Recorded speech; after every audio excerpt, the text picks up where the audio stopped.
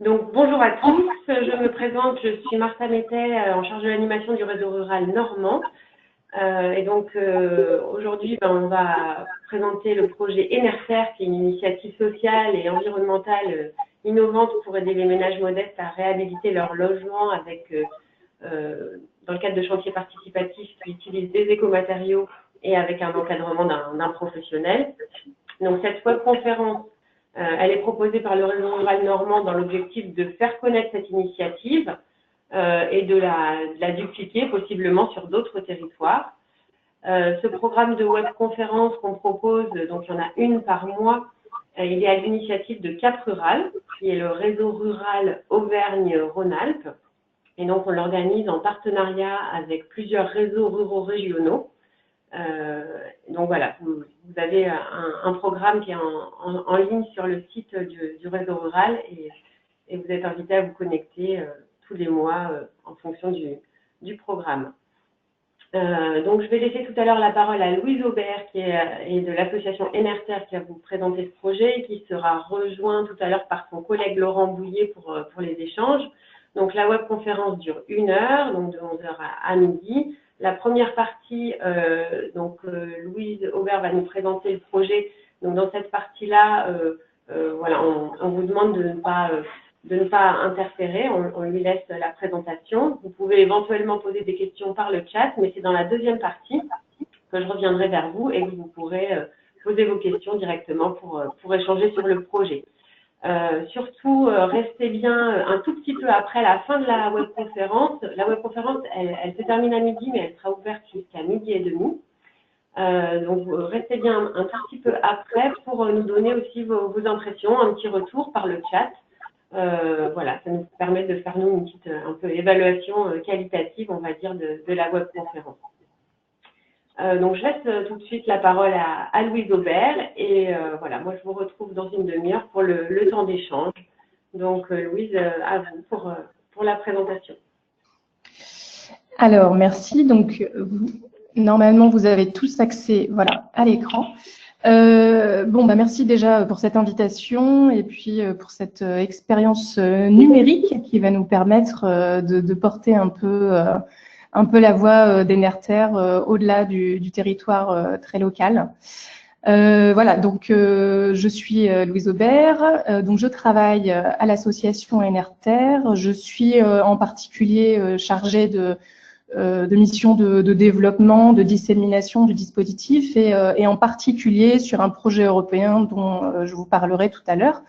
Mais je vais déjà commencer par vous expliquer un peu comment fonctionne l'association Enerter et d'où c'est venu.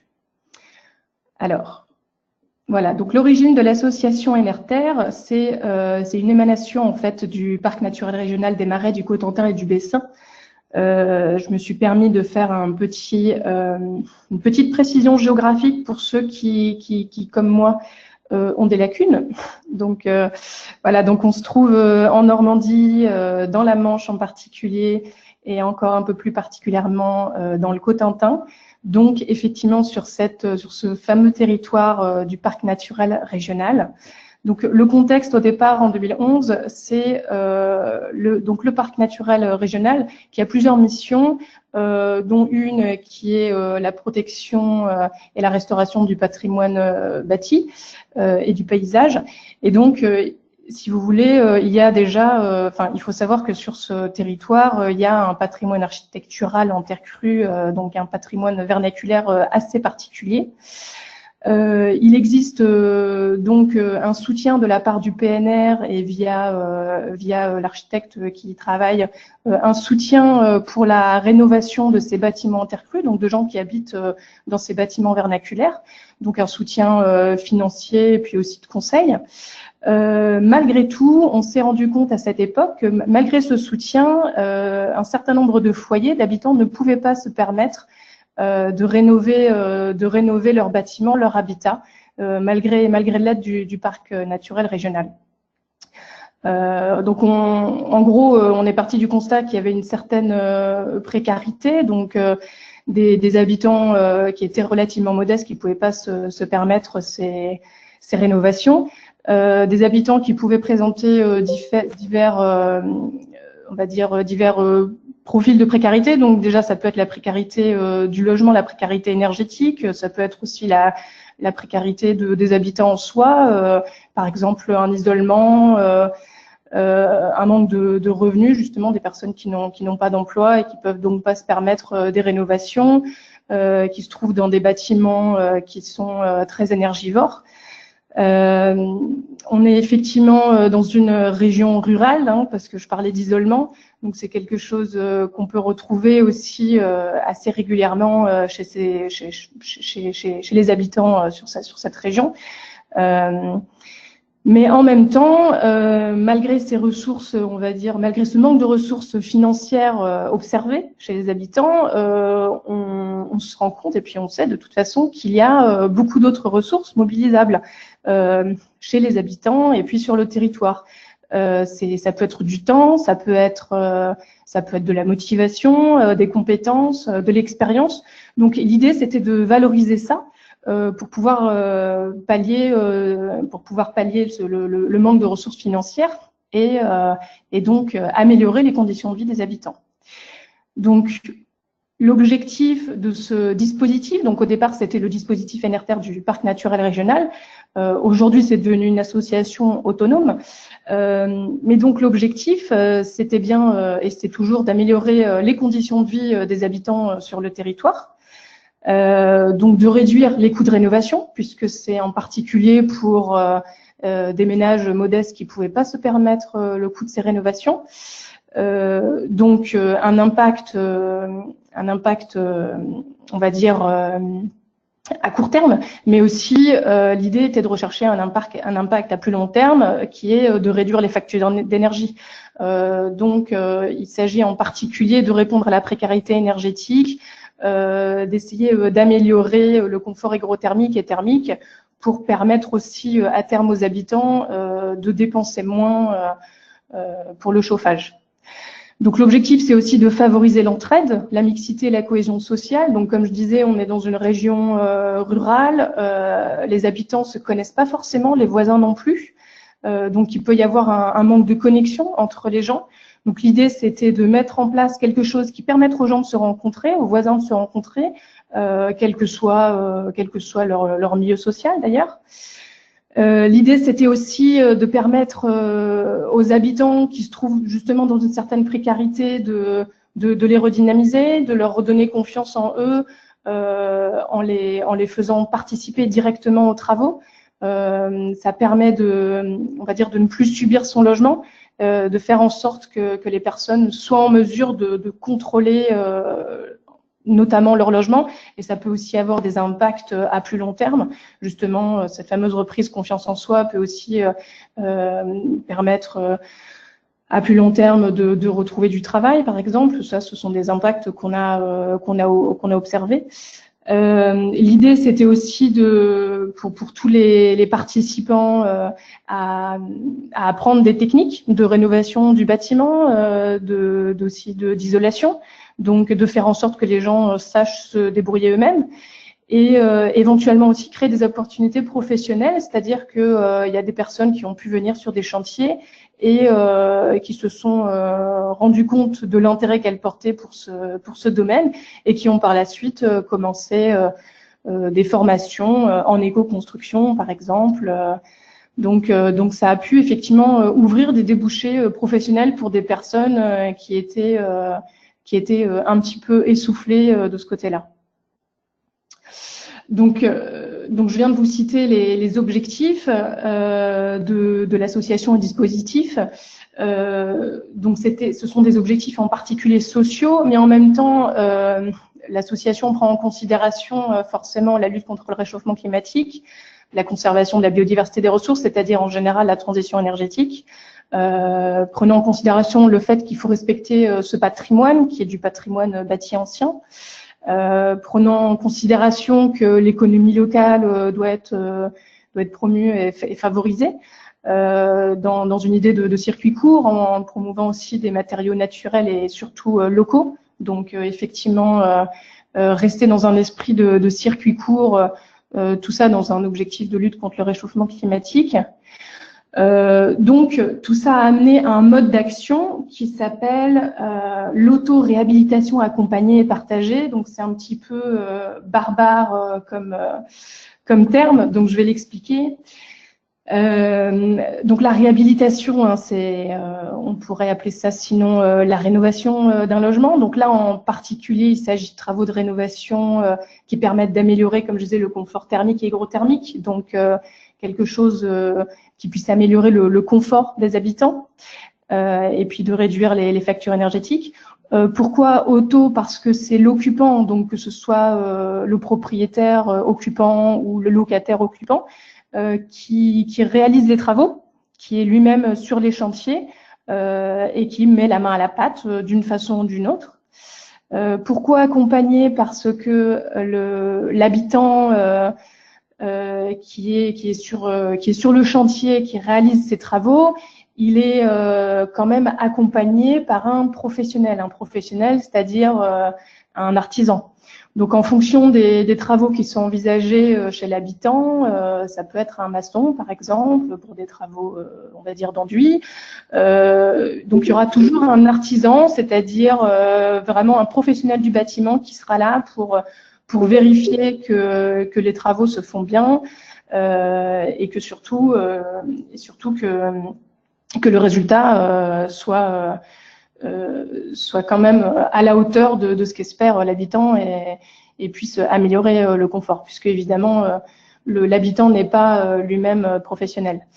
Donc il y a l'habitant qui prend part aux travaux, mais il y a aussi des bénévoles. Donc là, ça explique le partager. Donc ça veut dire que il n'y a pas que l'habitant, il peut y avoir des membres de sa famille, des amis à lui, ou même des gens qu'il ne connaît pas. Donc ça, c'est un peu le rôle de l'association, de trouver des bénévoles. Ça peut être des voisins, des personnes intéressées par la technique qui sera mise en œuvre. Donc n'importe qui en fait, qui peut participer au chantier chez l'habitant. En échange de quoi, donc, il apprendra des techniques et puis partagera aussi un moment de convivialité.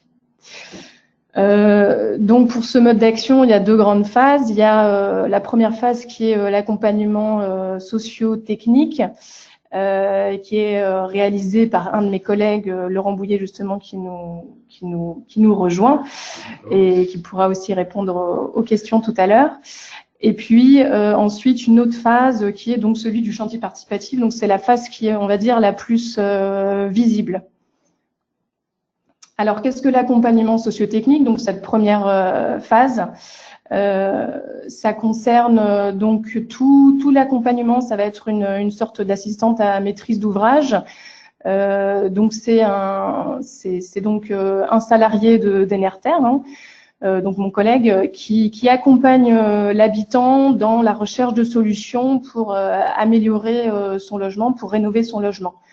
Donc ça passe d'abord par un repérage des bénéficiaires. Donc pour ceci, on est en lien avec des associations, avec des partenaires, notamment sociaux, qui nous permettent de rentrer en contact avec des bénéficiaires potentiels, c'est-à-dire des habitants qui seraient dans le besoin.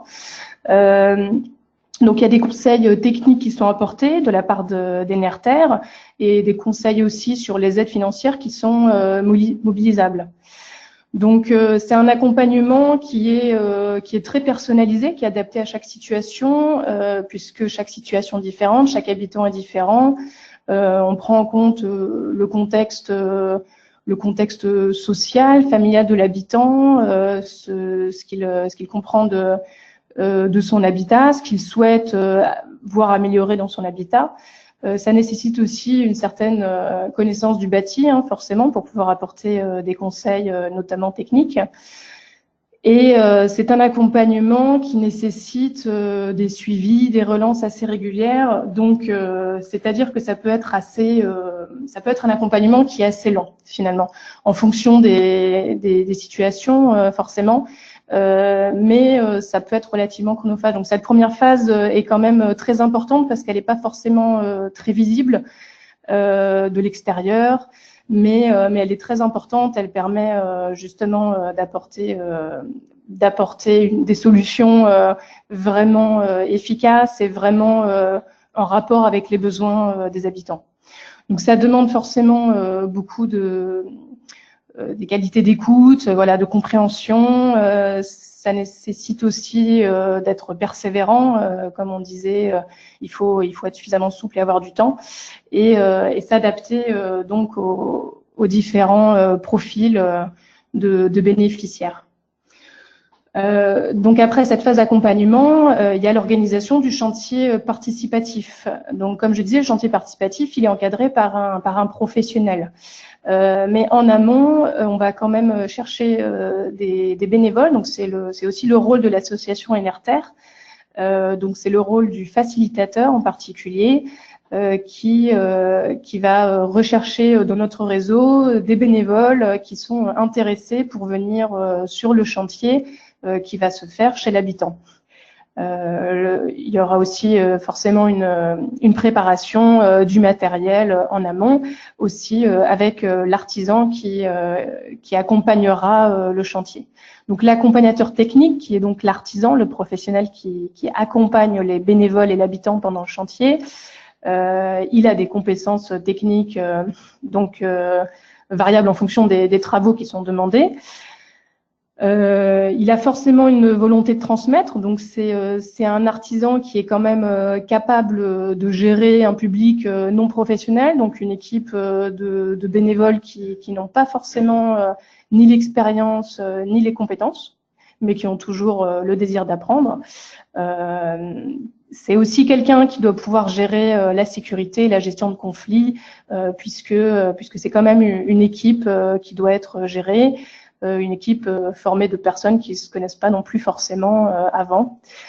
Les artisans qui encadrent ces chantiers sont des artisans locaux. Ça peut être soit l'artisan interne d'Enerter ou n'importe quel artisan qui est désireux de rentrer dans cette démarche. Et ça veut dire que donc qu'on est aussi en contact avec un réseau d'artisans locaux qui peuvent aussi encadrer ces chantiers.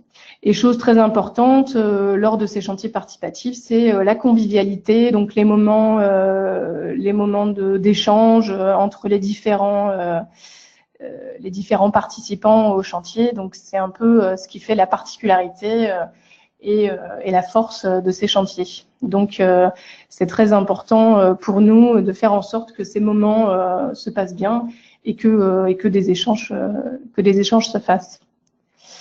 Les types de travaux qui sont réalisés sur ces chantiers, donc ça concerne, comme on parlait tout à l'heure de précarité énergétique, ça concerne beaucoup l'isolation, les corrections thermiques. Il y a aussi beaucoup d'enduit parce que c'est assez simple à réaliser, notamment avec un public qui est non professionnel. C'est quelque chose qui intéresse beaucoup les participants qui viennent sur les chantiers.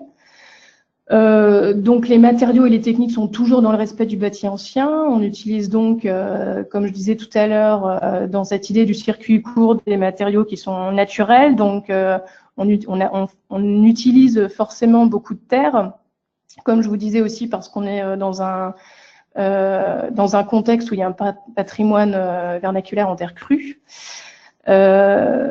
Aussi parce que c'est plus simple à utiliser justement avec ce public non professionnel d'un point de vue de sécurité et c'est aussi beaucoup plus sympa finalement pour les participants.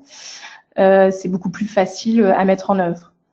Donc à ce propos, Enerter développe, ça c'est une activité annexe de l'association, justement une filière terre, c'est-à-dire que on est donc comme je vous disais, on est sur un secteur où il y a quand même du bâtiment en terre crue et pourtant les artisans ne trouvent pas de terre à acheter prête à l'emploi, alors que évidemment la ressource est là.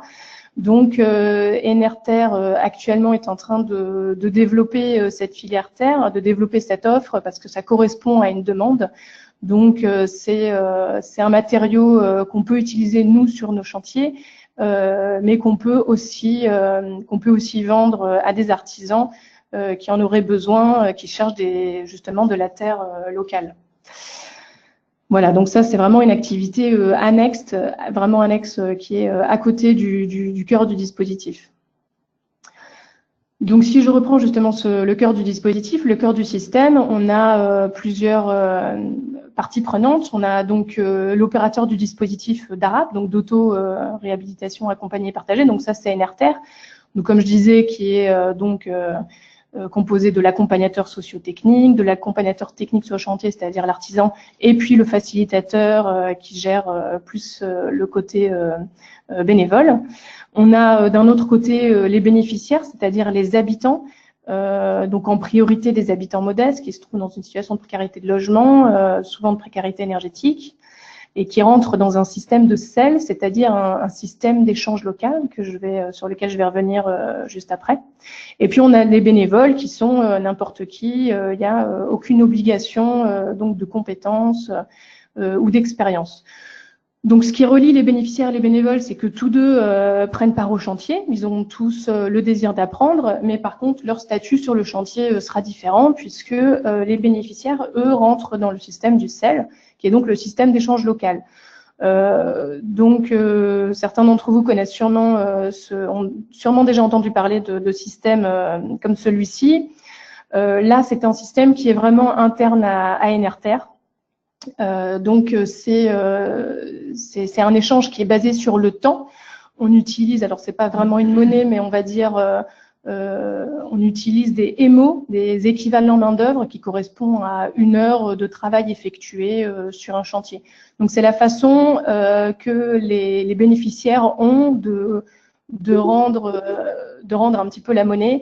Et si on réalise un chantier chez eux, alors ils devront en contrepartie aller aider d'autres habitants chez eux, passer autant de temps qu'il y a eu de temps de chantier chez eux. Donc on comptabilise ces EMO, ces équivalents main-d'œuvre. On le comptabilise donc par habitant bénéficiaire. On a une comptabilité vraiment par foyer. Et on observe qu'on a un solde positif, c'est-à-dire que dans l'ensemble, si on fait une moyenne générale, les habitants finalement rendent plus que ce qu'ils ont l'obligation de rendre, c'est-à-dire que on va dire que c'est la preuve que la solidarité fonctionne et que les gens sont aussi ici pour aider avant de vouloir on va dire rendre la monnaie avant de vouloir récupérer les heures qui ont été faites chez eux. Alors, si je reviens si je fais un petit bilan sur NRTR depuis les débuts, donc là, ce sont des chiffres qui sont quasiment actualisés, mais qui datent de 2018. Donc, il y a eu plus de 130 personnes accompagnées depuis donc 2011. Il y a eu à peu près 60 chantiers réalisés, ce qui correspond à plus de 300 000 € de travaux en autoréhabilitation accompagnée et partagée. Donc, ça veut dire que ça représente 300 000 € de travaux si ça avait été réalisé par des artisans entièrement.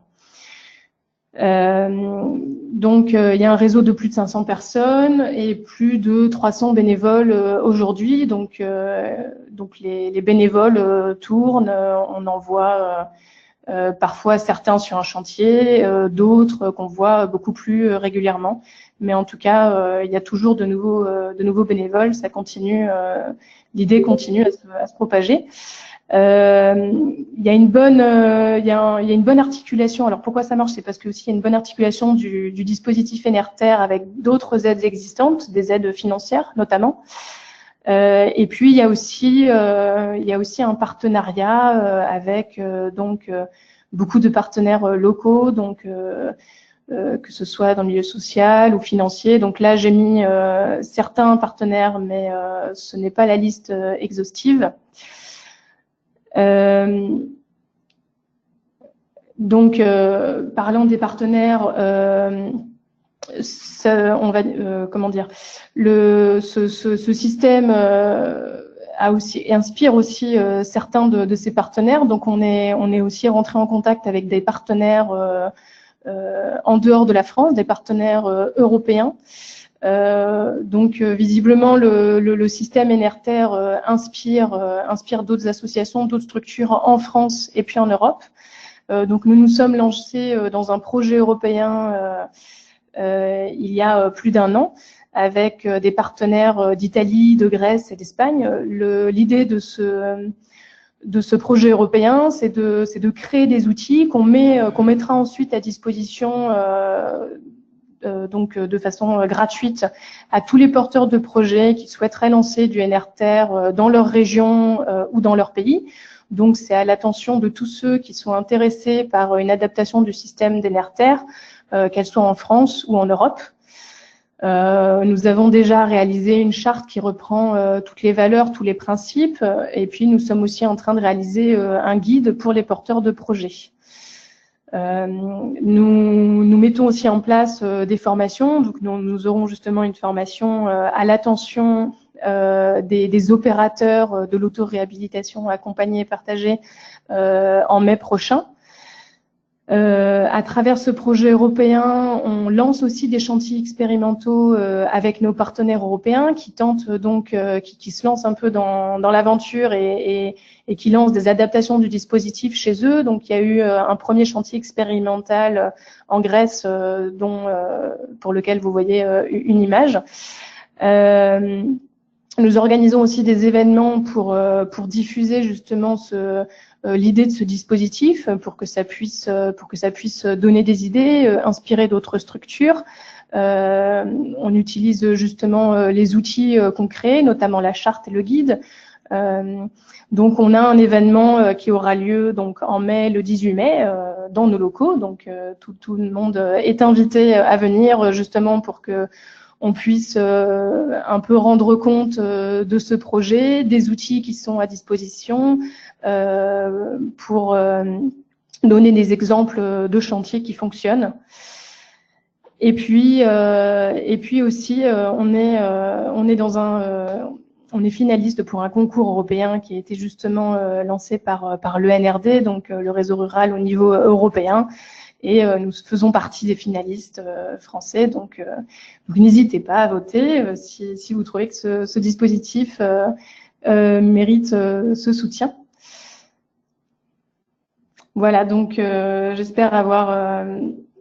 voilà, je crois que je suis bien rentrée dans les clous du temps. Il est juste 11h30, donc je suis ravie. Donc si vous avez des questions, on a... une demi-heure devant nous pour pouvoir y répondre. Alors, il y a mon collègue Laurent Bouillet qui est avec moi. Et puis, si vous voulez des informations un petit peu plus concrètes sur les événements, les formations, voilà, on a notre contact qui est là. N'hésitez pas à nous contacter. Merci en tout cas pour votre écoute et nous sommes à votre disposition pour répondre à vos questions. Il y avait une question sur la sélection des bénéficiaires. Merci beaucoup pour cette présentation. Question par chat de Christelle Cazot. Christelle, si tu souhaites allumer ton micro et poser directement ta question, n'hésite pas.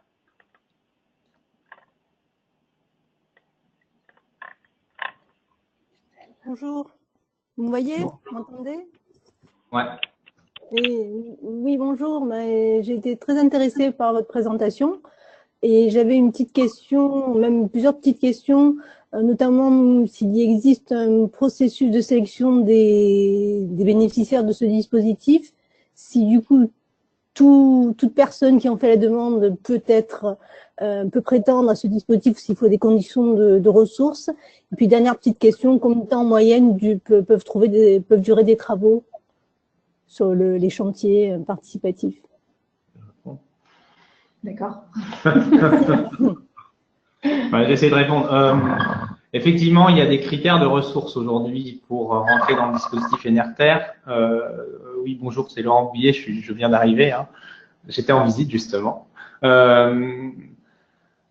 Aujourd'hui, on n'a pas voulu rajouter une couche de critères supplémentaires à ce qui existe aujourd'hui au niveau national, donc on s'est calé sur les ressources de l'ANA. Donc, les critères qui sont aujourd'hui sélectionnés pour pouvoir bénéficier du dispositif NRTR, c'est les ressources de l'ANA. Donc, mais on n'a pas voulu non plus complètement fermer sur ces critères-là, parce qu'on ne voulait pas non plus qu'il y ait une stigmatisation des personnes en disant bon ben voilà, vous bénéficiez d'NRTR parce que vous n'avez pas beaucoup de ressources. Et on s'est aussi rendu compte qu'il y a beaucoup de personnes qui font de l'auto-réhabilitation sans être accompagnées et qui sont dans une dynamique d'échange. Donc, on a voulu aussi ouvrir à ces personnes-là pour créer une dynamique, parce que c'est des personnes qui ont très bien compris le système et qui sont des moteurs et qui peuvent appuyer derrière la dynamique de l'entraide et de l'échange. Donc, en fait, on a 80% de nos chantiers qui sont ouverts aux personnes dans les critères des ressources ANA, et on laisse ouvert 20% en plus à des personnes qui sont dans la dynamique et qui ne sont pas forcément dans les critères. Ça permet d'apporter en plus de la mixité sociale.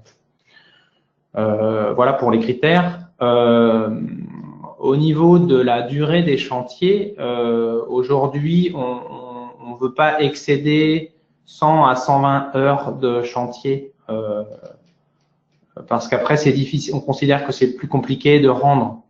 On ne veut pas que les gens se retrouvent avec 200 ou 300 heures à rendre parce que c'est un peu plus compliqué. Et puis, on n'a pas envie non plus de fatiguer les bénévoles sur toujours le même chantier. On a besoin que, si on veut intervenir chez plusieurs personnes dans la même année, nous, notre objectif, c'est de faire à peu près 20 chantiers par an. On a 20 semaines de chantier parce que mobiliser des bénévoles pendant plus de 20 semaines, on considère que c'est complexe sur une année. Donc, si on veut pouvoir faire plusieurs chantiers, on peut pas non plus faire tout le temps chez les mêmes personnes. Donc, on a limité, ça correspond à peu près à 2 semaines, 2 semaines et demie maximum chez un bénéficiaire, quoi. Donc, il y a des chantiers qui vont durer quelques jours simplement pour des chantiers d'isolation de comble. On va être là 2-3 jours. Et puis, des chantiers qui peuvent être un peu plus longs quand on intervient sur de la réhabilitation de murs, de la restauration de murs et de l'isolation, quoi. Voilà. Je ne sais pas s'il y a d'autres questions. Merci pour votre réponse. En tout cas, Laurent Boiteux avait une question aussi par le chat. Laurent, si vous voulez mettre votre micro et votre caméra, vous pouvez poser votre question en direct. On ne voit pas trop les questions. Non, il va la poser. Oui, je ne sais pas si vous m'entendez là. Vous m'entendez? Ok, je ne sais pas si vous me voyez, mais j'ai des petits soucis informatiques, c'est pas un problème. Bonjour à tout le monde. Et ce que je disais, c'était bravo pour ces initiatives, mais je prends 20 cm de recul par rapport à ces initiatives qui émergent ici ou là depuis pas mal d'années sur ce qu'on appelle l'autoconstruction, l'autoréhabilitation, tout ce que l'on veut. Mais où pour moi, il y a une absence cruciale et de plus en plus pertinente, récurrente, qui est celle de l'autoconception. J'ai malheureusement souvent l'habitude de voir des opérations de ce type qui sont menées et on voit des gens qui font un excellent travail sur le terrain, bien accompagnés, j'ai aucun souci, mais qui, pour telle ou telle raison, ne peuvent pas prendre en compte des données qui sont complexes, comme par exemple l'arrivée de l'humidité dans les bâtiments au bout de quelques années, des problèmes structurels, des problèmes de pathologie et autres. Et je vois disparaître de plus en plus sur ce type de chantier, et c'est pas rien que de travailler sur ce type de chantier, des problématiques liées. On n'entend plus. Et initialement. On n'entend plus. On n'entend pas bien la question. Est-ce que vous m'entendez mieux là? Je suis au mieux. Ouais. Non. C'est la problématique de la maîtrise d'œuvre qui n'est pas présente, et donc les responsabilités liées à des éventuelles pathologies qui pourraient arriver dans 2, 3 ou 4 ans pour les problèmes d'humidité ou structurels ou autres, qui n'ont pas été anticipés, qui remettent en question le travail qui est fait par les gens, le travail factuel qui est fait par les gens, mais les problèmes d'anticipation et puis les problèmes d'assurance derrière si des problématiques apparaissent sur un mur, sur un isolant, sur quoi que ce soit. Je ne sais pas si vous m'avez compris ou pas. Ben, disons que il y a plusieurs choses dans la question. La maîtrise d'œuvre, c'est un vaste sujet. La maîtrise d'œuvre, comment dire, tout dépend des travaux qui sont envisagés. En général, effectivement, si on part sur une restauration globale où il va y avoir beaucoup de lots de travaux, moi, j'ai toujours tendance à conseiller une maîtrise d'œuvre pour pouvoir accompagner l'habitant, parce que c'est une charge assez lourde à porter pour un habitant qui n'a pas forcément toutes ses compétences. de réussir à concilier l'ensemble des lots de travaux qui sont à faire quand on part sur une restauration globale. Après, chacun est libre de prendre ou non un mètre d'œuvre parce que c'est des coûts supplémentaires et des fois c'est dur à porter pour les habitants. Ce qui est réalisé au niveau des travaux, vous parliez de l'humidité, des risques à venir après les travaux.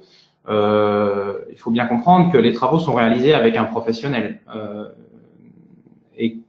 et que nous, on porte une attention très particulière justement à ces problèmes d'humidité et au fait qu'on travaille souvent sur du bâti ancien. Donc les techniques qu'on essaye de mettre en œuvre vont être, on va dire, le plus compatible possible avec le contexte et avec la qualité du bâti. On va essayer de mettre en œuvre des techniques qui sont les plus compatibles en tenant compte justement de ces problèmes d'humidité. On travaille avec des artisans qui ont l'habitude de travailler sur le bâti ancien, avec des techniques qui sont adaptées et qui tiennent compte de ces risques liés à l'humidité. Après, il y a la question des assurances. Alors, quand on parle, nous, d'auto-réhabilitation accompagnée dans le cadre du dispositif NRTR, il faut bien comprendre qu'il y a toujours l'accompagnateur technique qui est là et qui est responsable de la réalisation des travaux et qui a sa garantie décennale. Donc, au niveau des risques assurantiels, effectivement, nous, aujourd'hui, l'association n'a pas de garantie décennale. On a eu déjà des négociations avec des assureurs qui étaient prêts à nous assurer, mais on a besoin de refaire le point parce que la plupart du temps, on intervient sur des lots qui sont pas forcément soumis à garantie décennale. Quand on fait des enduits, par exemple, intérieurs, c'est beaucoup de choses qu'on fait, nous, avec l'association. Ça fait à peu près 50% des travaux qu'on réalise. C'est des enduits intérieurs qui peuvent être des enduits caractère thermique ou des enduits de réhabilitation de murs qui sont dégradés. Ça, théoriquement, c'est pas soumis à garantie décennale. Donc, les négociations avec l'assurance sont pas terminées. Quoi qu'il en soit, l'artisan qui est toujours là, lui, met en avant sa garantie. Voilà. Donc, au niveau des risques demain, s'il y a un problème, ils sont couverts par cette garantie décennale. Et il nous est arrivé une fois d'avoir un problème sur des travaux qui ont été réalisés sur des enduits extérieurs et tout a été repris. Voilà. Et c'était un problème lié à un support qui était inadapté. Voilà. Je ne sais pas si ça répond à la question. Oui, en partie, bien entendu, mais merci beaucoup pour l'ensemble des présentations. Merci. On a une autre question de Quentin Drouet sur justement l'encadrement et la sécurité dans les chantiers. Qu'est-ce qui est mis en place en fait pour encadrer le personnel bénévole sur les chantiers? Pour encadrer le personnel bénévole, alors on ne parle pas forcément d'encadrement parce que pour la sécurité du personnel sur les chantiers. Ouais. Pour la sécurité du personnel, nous, l'association fournit des équipements de protection individuelle à tout le monde, donc lunettes, casques, gants. Et ça, c'est offert à chaque fois, donc les gens peuvent les ramener sur les prochains chantiers. Et puis, on demande à tout le monde de porter les équipements, d'amener des chaussures de sécurité. On en a en prêt, mais on préfère que les gens les amènent eux-mêmes parce que je trouve qu'ils se prêtent moins bien les chaussures. Voilà, donc au niveau des équipements de protection individuelle, on fournit. Au niveau des équipements de protection collective, on fait en sorte que tout soit mis en place pour que ce soit dans les règles. Quand on utilise un échafaudage, il est vérifié. Voilà, il y a des présentations des outils quand on utilise de la chaux, par exemple, on explique que c'est un matériau qui a qu'on n'utilise pas n'importe comment et qui présente des dangers, notamment dans les projections, les yeux, etc.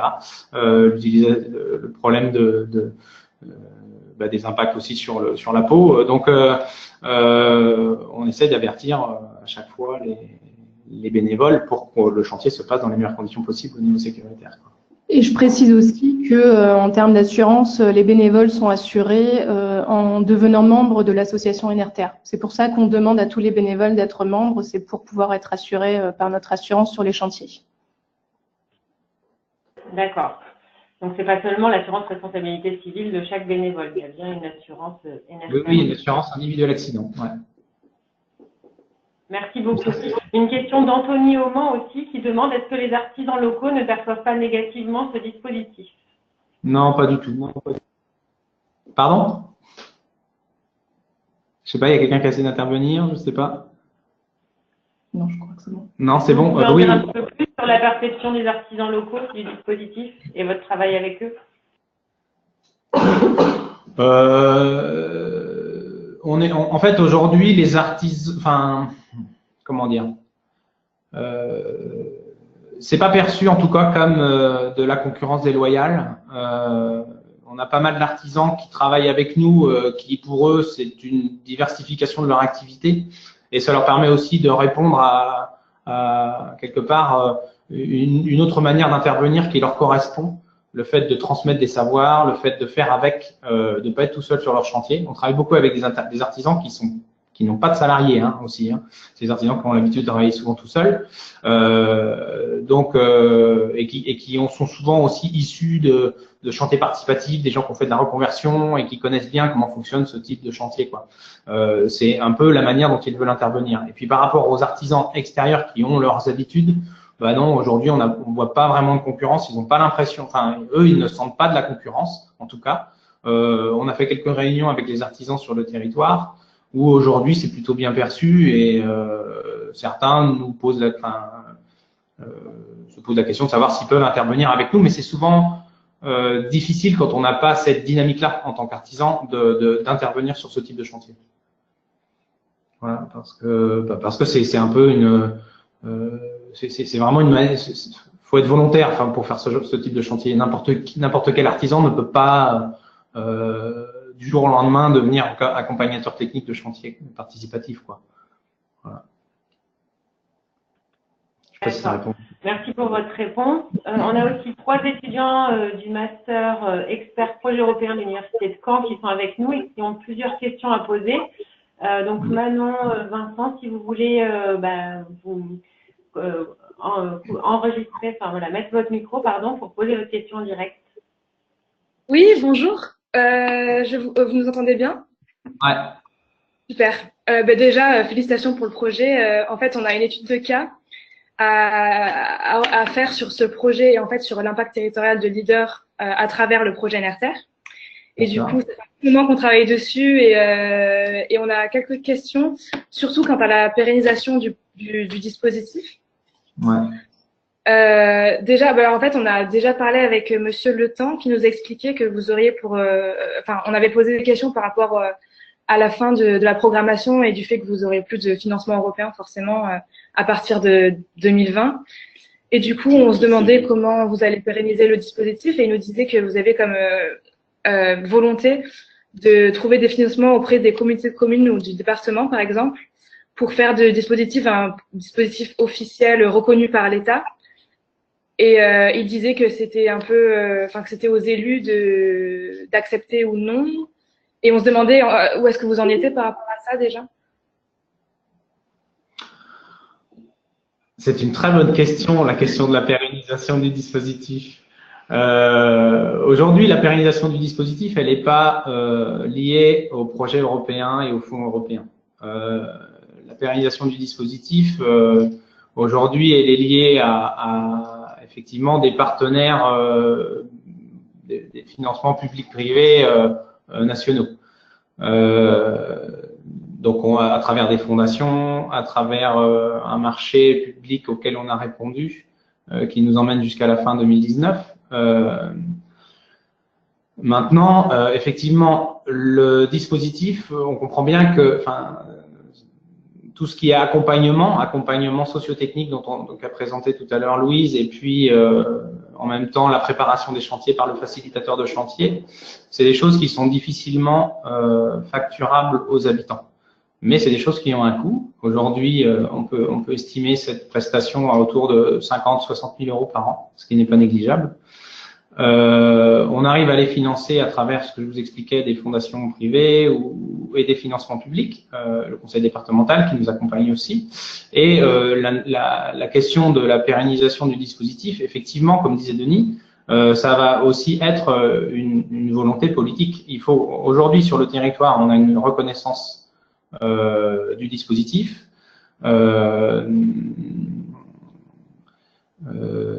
C'est un dispositif qui est on va dire, intégré complètement à la politique, on va dire, à la politique de lutte contre la précarité et d'amélioration d'amélioration de la qualité des bâtis d'un point de vue énergétique et du confort. Le travail avec les collectivités locales et notamment les communautés de communes, c'est un travail qui est en train de s'initier. Donc effectivement, l'idée c'est d'avoir localement des partenaires qui sont prêts à nous accompagner. Peut-être, et la logique c'est de savoir si on part sur un accompagnement au chantier ou si on part sur un accompagnement plus général, sur pluriannuel, quoi. Donc voilà, les discussions sont ouvertes aujourd'hui et on n'a pas encore complètement le recul suffisant pour vous dire exactement sur quoi on va partir, quoi. Pas si c'est très clair. Oui, c'est très clair. Ouais. On a aussi non, mais je vais continuer là-dessus. On a aussi la possibilité de financement. Enfin, il y a la région qui va certainement aussi accompagner l'autoréhabilitation accompagnée, parce qu'il faut comprendre qu'au niveau régional, il y a un groupe qui est animé par, enfin la tête du groupe, c'est l'ARP, l'Association régionale de promotion de l'éco-construction, la tête régionale qui représente l'autoréhabilitation accompagnée au niveau de la région et qui est identifiée comme tête de groupe. Donc c'est le réseau régional Répar en fait. Et il y a une négociation en cours avec la région pour pouvoir avoir aussi un accompagnement pour les projets d'autoréhabilitation accompagnée au niveau régional. Donc on a diverses pistes. Il y a aussi toujours les fondations privées qui sont prêtes à nous accompagner. On sait qu'on a des financements possibles dans les années à venir avec la Fondation de France notamment. Donc voilà, on cherche toujours des pistes. On est toujours obligé de s'adapter au fur et à mesure pour pouvoir avoir des financements, pour pouvoir pérenniser le dispositif. Et dans l'idéal, effectivement, il faudrait que les politiques locales s'accaparent pleinement le dispositif et mettent en avant des financements qui permettent de le maintenir à flot sans qu'on ait tout le temps cette pression de ben voilà, comment on fait dans 2 ans, comment on fait pour pouvoir assurer ce dispositif, quoi. Oui, ben, je vois. Moi, je vous disais bon courage pour ça, d'ailleurs. Et une autre question par rapport, vous parlez du réseau Répar. Ouais. Et que vous faites partie de plusieurs réseaux de ce genre pour le partage de bonnes pratiques, comme le réseau FEDAC aussi, il me semble. Alors, on ne fait pas directement partie de la FEDAC, mais on n'est pas opposé à discuter avec tout le monde. Mais justement, on se demandait si vous faisiez partie d'autres réseaux pour permettre l'échange de bonnes pratiques au niveau national et si vous souhaitez aussi participer à des réseaux également européens pour parler avec des porteurs de projets de ce type au niveau européen. Tu veux parler du projet européen? Oui, enfin, l'idée, c'est vraiment, justement, en parlant de réseau, puisqu'on est là-dessus, c'est aussi un des objectifs du projet européen actuel, là, le projet HELPS, qui est, via cette charte Hands for Homes, de faire un réseau. Ce qu'on pense, c'est que il faut qu'on travaille tous ensemble. Il n'est pas question de faire des réseaux parallèles qui soient pas en lien, puisque c'est pas constructif. Donc oui, bien sûr, on est tout à fait prêt à rentrer en contact avec des réseaux déjà existants dont les thèmes touchent les nôtres. Clairement, c'est comme ça qu'on portera mieux le message de l'ARAP un petit peu plus loin et de façon plus générale que seulement NRTer. Donc oui, bien sûr, on est comme disait Laurent, ouvert aux échanges, à la discussion, à la collaboration aussi avec des réseaux en France et puis en Europe. Et si vous avez des contacts à me donner, n'hésitez pas. On a le réseau C'était l'idée. On n'a pas de contact, mais par contre, on serait ravis de vous envoyer notre étude de cas après si vous êtes intéressé. Et donc, justement, dites-moi. Oui. Non, je sais pas comment vous commencez à parler, je savais pas. Justement, dernière question par rapport à l'arabe, justement. On se demandait aussi si il existe d'autres dispositifs ou projets leaders en France qui utilisent le SEL et l'arabe, ou si c'est vraiment propre à NRTer et que ça n'existe pas encore dans d'autres projets leaders. C'est une bonne question. Je sais pas. On ne va pas répondre à cette question parce qu'on ne sait pas, donc on n'a pas envie de dire de bêtises. En tout cas, c'est encore perçu comme quelque chose d'innovant pour le leader, donc et pour ses financeurs. Donc, s'il en existe d'autres, eh bien, je pense que ça reste des systèmes innovants, peut-être récents, mais je sais pas en fait. Je peux pas répondre à cette question de façon certaine. Ouais. Désolé. Mais je vous remercie en tout cas. Ah, on n'entend plus là. Il y a une autre question un peu liée donc sur le modèle économique. On nous demande est-ce que rapidement vous pouvez nous donner un peu la part de vos différents financeurs, le nombre de salariés de l'association, et puis on nous demande aussi si l'ANA peut soutenir le projet ou s'il y a des financements. Donc si vous pouviez un peu donner des précisions globalement sur le modèle économique. Merci. Alors le modèle économique, il est très variable en fait en fonction des années parce qu'on a eu des financements de diverses fondations, Fondation Abbé Pierre, Fondation Massif, Fondation de France, Fondation I Love You, des financements du conseil départemental, des financements de l'État au départ. Donc c'est difficile de rentrer dans les détails des financements très clairement, quoi. Effectivement, on est allé chercher assez large pour pouvoir pérenniser le dispositif jusqu'à aujourd'hui. Au niveau alors je sais plus, ça m'a un peu échappé là au niveau de la question. Le nombre de salariés? Le nombre de salariés, ouais, voilà.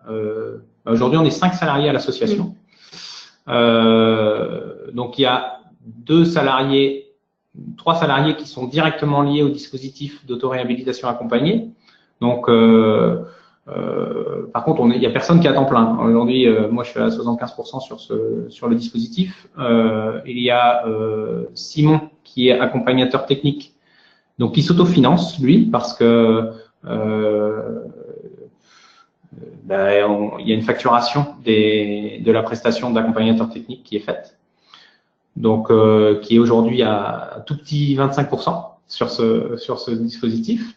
Et puis il y a Camille qui est à 75% aussi et qui est lui accompagnateur qui est facilitateur de chantier, donc qui va s'occuper de mobiliser tous les bénévoles, de gérer tout le matériel, l'approvisionnement sur les chantiers. Voilà, donc ça fait on n'a pas deux ETP aujourd'hui sur le dispositif NRTR en soi. Après derrière on a Louise qui travaille sur le projet européen et puis Richard qui est plutôt sur la filière terre, mais avec d'autres financements. On a des financements aussi par l'ADEME aujourd'hui sur le dispositif NRTR, quoi. Mais bon, voilà. Je ne sais pas si ça répond clairement aux choses. On essaie d'aller chercher au maximum. Alors, on s'appuie sur effectivement toutes les ressources financières qu'on peut aller chercher. C'est difficile de copier ce modèle. Chacun doit aller vérifier sur son territoire, sur son secteur, quels sont les financements possibles. Il y a des financements d'autoréhabilitation accompagnée qui sont pris en charge par la CAF sur certains territoires. Vous parliez de l'ANA, alors l'Agence nationale d'amélioration de l'habitat, il ne va pas financer directement l'association en tout cas. Par contre, il y a la possibilité de faire financer des travaux réalisés en autoréhabilitation accompagnée. Alors chaque département, chaque DDTM a son interprétation des textes. Donc c'est pas toujours évident sur chaque territoire d'avoir la même réponse quant à à des projets d'autoréhabilitation accompagnée. Théoriquement, il y a la possibilité de se faire financer de l'accompagnement donc sur un chantier s'il y a du temps d'accompagnement qui peut être financé, qui peut être sur un chantier qui est pris en charge par l'ANA, théoriquement, il y a la possibilité de faire financer du temps d'accompagnement. Maintenant, aujourd'hui, nous, on va pas jusqu'à se faire financer le temps d'accompagnement, mais on va monter les dossiers. On va monter les dossiers quand même auprès de l'ANA en disant que on s'autofinance sur l'accompagnement. Voilà. Je sais pas si ça répond aux questions. Merci pour ces réponses-là.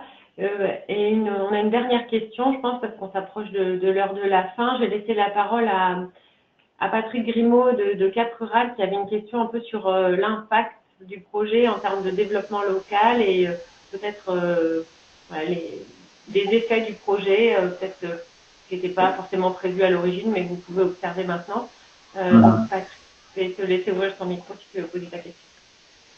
Merci Martha, mais tu as tout dit là. Donc effectivement, c'est au-delà des impacts directs sur les bénéficiaires.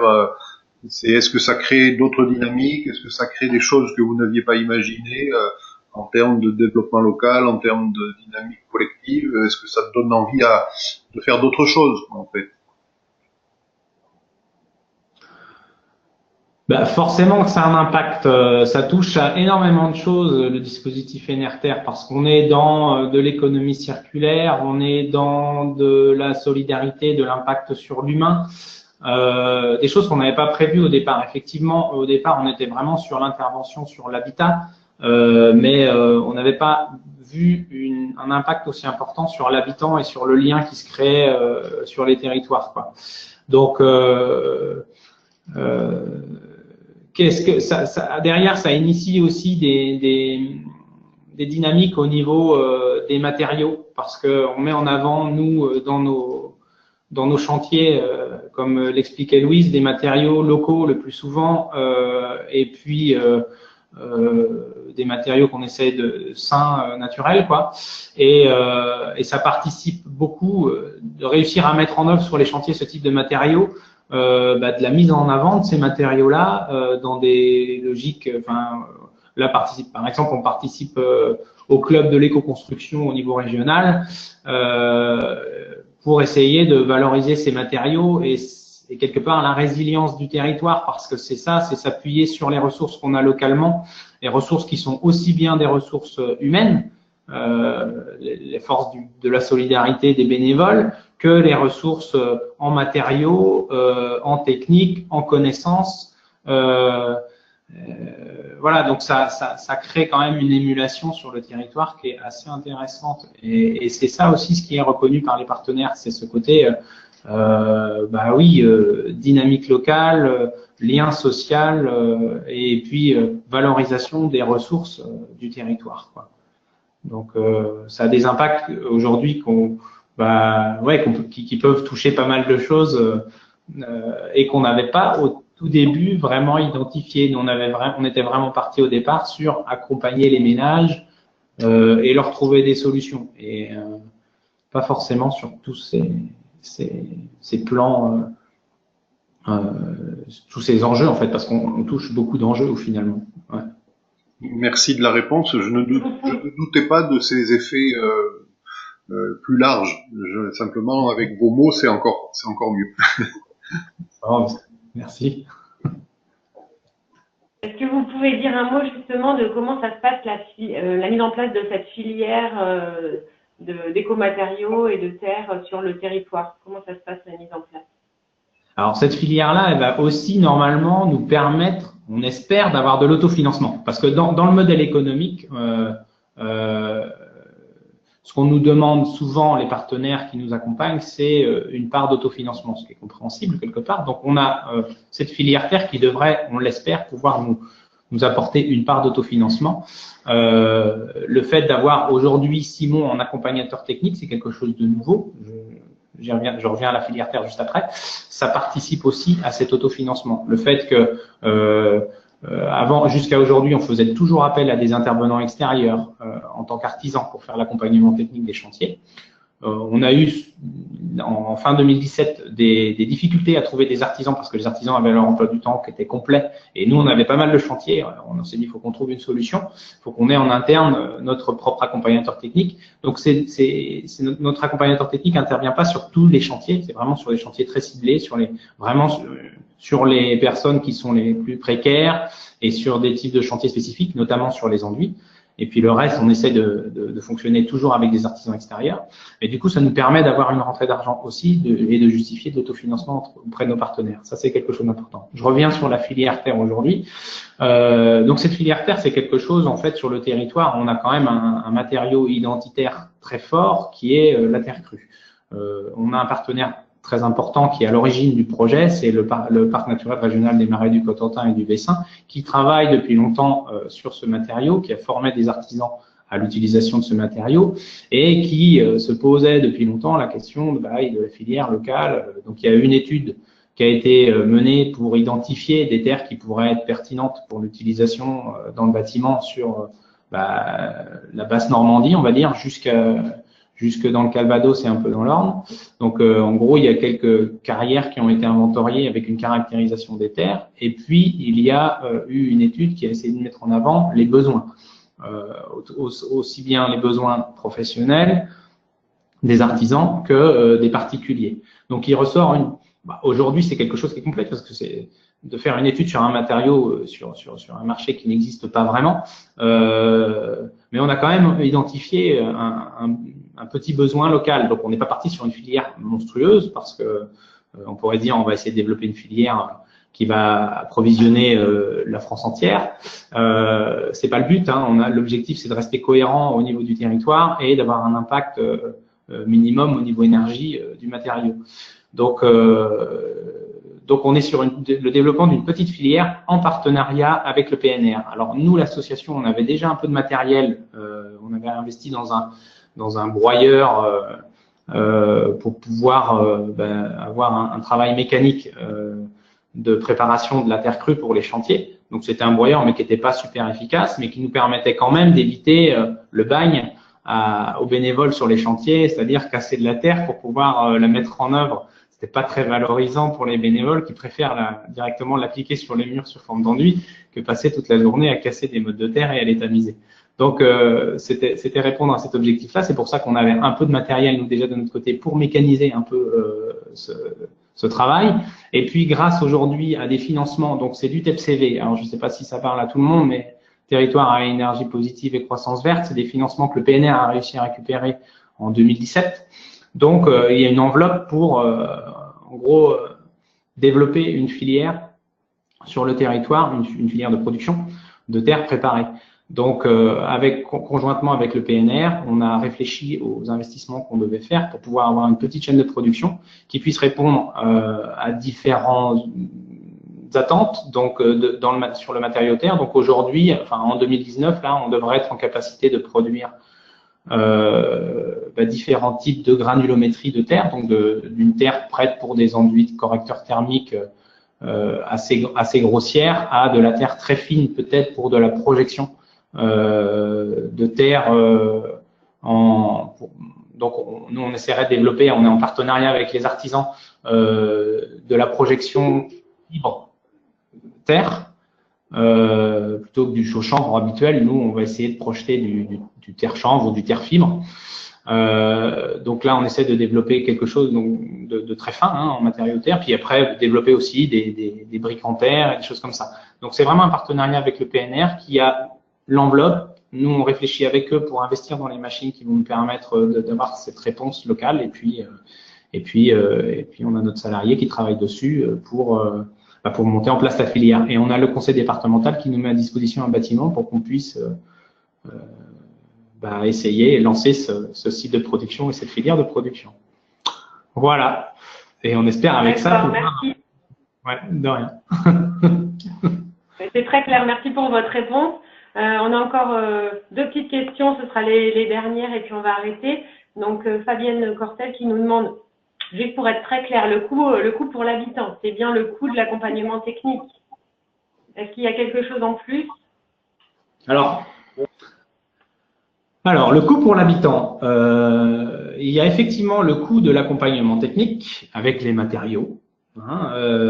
Et puis, pour les personnes qui sont hors des critères de ressources ANA, les 20% qui sont hors des critères de ressources ANA, nous, on va demander, on va facturer en plus de la... Comment dire on va facturer une partie, un peu l'accompagnement quand même. Pour vous expliquer un petit peu comment ça marche, quand on fait de l'autoréhabilitation accompagnée, en général, on fait des économies. Un artisan qui aurait fait les travaux aurait pris certainement plus d'argent. Le montant des travaux aurait été plus cher. Donc, cette différence entre le coût qu'aurait pris l'artisan tout seul et le coût dans le cadre de l'autoréhabilitation accompagnée, eh bien, nous, ce qu'on facture, c'est 20% de cette différence. On demande, voilà, je ne sais pas si c'est à peu près clair, mais c'est vraiment aujourd'hui que pour les personnes qui sont en dehors des critères de ressources de l'ANA. Alors, se pose la question aujourd'hui parce qu'on a une particularité aussi au niveau des NERTER, c'est que pour les personnes les plus en difficulté, on peut aussi prendre en charge une partie de l'accompagnement technique. Donc là, je vais pas non plus rentrer dans les détails parce que on sait qu'il y a des gens qui n'ont vraiment rien. Donc, quand on leur dit qu'il y a 4, 500, 600 euros à payer de matériaux, déjà, c'est difficile. Donc,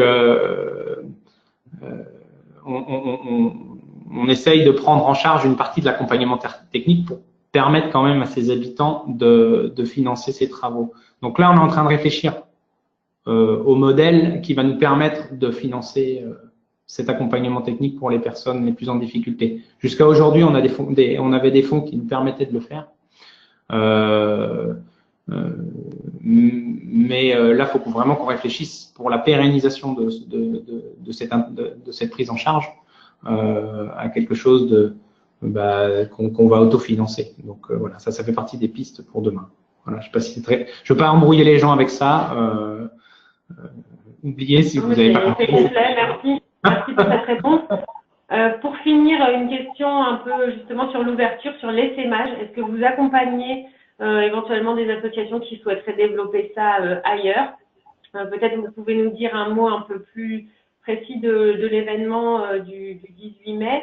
Et puis, comment ça peut se passer dans des régions où la construction traditionnelle, elle n'est pas en terre crue, mais elle est en pierre, par exemple. Enfin, voilà, comment ça peut se décliner dans d'autres territoires? Ouais, alors on n'intervient pas que sur la terre crue. Hein. Nous, on intervient sur tout type de bâti, mais on va utiliser la terre souvent, parce que c'est un matériau qui se prête très bien au chantier d'autoréhabilitation accompagnée. C'est un matériau qui est pas très dangereux, qui prend son temps, qui est bien adapté à des chantiers participatifs et en général qui est très agréable à travailler et ça plaît beaucoup. Et on peut l'utiliser partout. Faut pas non plus, voilà. Donc, mais on n'utilise pas que la terre crue non plus. On utilise de la chaux, on utilise des fibres végétales, on utilise des fibres, de la cellulose, ça arrive. Enfin bref.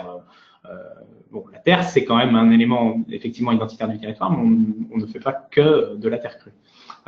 Et effectivement, on a des personnes qui nous contactent pour pouvoir développer sur leur territoire quelque chose de type NRTer qui s'en rapproche, adapter un petit peu notre modèle sur leur territoire, et on essaie de les accompagner du mieux possible. Donc là, je vais laisser Louise, il y a la plupart notamment. Alors justement, ça permet de faire le lien avec le projet HELPS. C'est vraiment exactement le défi qu'on se lance avec le projet HELPS. L'idée, c'est vraiment d'accompagner toute structure ou tout individu qui serait intéressé dans ce type de dispositif à lancer ce dispositif, que ce soit dans une autre région en France ou ailleurs en Europe. Donc le défi qu'on a, nous, c'est de créer des outils qui puissent correspondre justement à tous les contextes culturels, financiers, notamment les aides publiques, par exemple. Donc, on travaille en collaboration avec ces partenaires européens pour nous permettre d'avoir une vue un petit peu plus large, un peu plus générale, et pour créer des outils qui peuvent être utilisés pour tous les porteurs de projets. Donc, on a jusque-là rédigé une charte justement avec ces partenaires. Donc, c'est dans cette charte qu'on retrouve vraiment les objectifs du dispositif et ça permet déjà d'avoir une idée claire de ce qu'est ce dispositif. Et effectivement, dans la charte, comme disait mon collègue, on ne parle pas forcément de la terre. Là, c'est vraiment la particularité d'Enerter parce qu'il y avait un patrimoine bâti en terre ici dans notre région, mais on va dire que l'objectif principal n'est pas de développer la terre. Là, c'est vraiment parce que le contexte s'y prête. Mais dans un autre contexte, ça peut être de la pierre, ça peut être autre chose. Voilà, donc on a aussi un guide vraiment à l'attention des porteurs de projets et là on n'a pas fini de le rédiger, mais il y aura une première version qui va sortir en mai justement qu'on va diffuser notamment sur notre site européen. et la charte aussi est disponible. Donc tous ceux qui sont intéressés peuvent justement déjà lire cette charte, éventuellement la signer. Pourquoi pas participer aux formations, puisque c'est aussi l'idée des formations qu'on est en train de lancer, c'est de permettre à toutes ces structures et ces individus de lancer une adaptation du système NRTR. Donc on parle bien d'adaptation parce que forcément ce sera différent. L'idée c'est juste de garder les principes, les grands principes, les grandes valeurs, mais ce sera forcément une autre façon de faire. Et je ne sais plus ce que je voulais dire, oui, par rapport à cet événement. Donc, justement, le prochain événement là qu'on organise, ce sera ici dans nos locaux en France. Donc, c'est le seul, enfin, c'est le plus grand événement qu'on va organiser en France. Donc, du coup, pour tous ceux qui sont intéressés par ce dispositif, ça peut être très intéressant, effectivement, de venir pour rencontrer directement tous les partenaires européens qui sont là, qui sont aussi dans cette démarche. De confronter un petit peu les expériences et puis justement les souhaits et les projections de réalisation de projets, de donner à voir aussi ce que donne un chantier NRTR ou une expérimentation de chantier, et de comprendre ce système d'arabe d'autoréhabilitation accompagnée, et aussi de connaître un peu les réseaux qui existent en France. Ce sera aussi l'objectif de cet événement. Donc voilà, je ne vais pas prendre plus de temps là parce qu'on a déjà dépassé le temps, mais vraiment pour ceux qui sont intéressés, ce sera vraiment l'occasion de rentrer un petit peu plus dans les détails. Voilà. Merci beaucoup. Bon, bah, effectivement, il est midi passé, donc on arrive au terme de cette webconférence. Je voudrais vous remercier beaucoup, Louise et Laurent, pour votre présentation, pour vos réponses très complètes à toutes les questions qu'on a pu avoir. Merci à vous. Merci aussi à tous les participants là qui se sont connectés. Avant de vous déconnecter, n'hésitez pas à nous laisser un petit message avec